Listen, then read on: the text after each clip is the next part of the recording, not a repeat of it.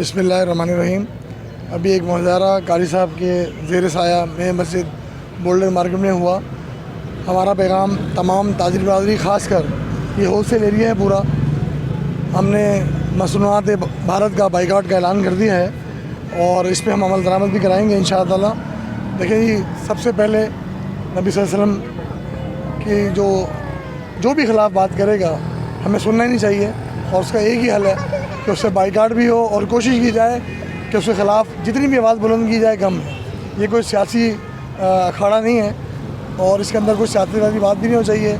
میرا پیغام آپ کی توقع سے وزیر اعلیٰ, وزیر اعظم اور وزیر اعلیٰ سندھ خاص کر شہباز شریف صاحب سے ہے کہ فوری طور پہ پوری دنیا کس کو مانتی ہے, لیکن ہمارے جتنے بھی اسلام کے ہیں اس کے اندر ان سب کو چاہیے کہ ان چیزوں کو نہ چھیڑیں, اور پوری تاجر برادری انڈیا کے تمام چیزوں کی مصنوعات کا بائیکاٹ کا اعلان کرتی ہے انشاءاللہ.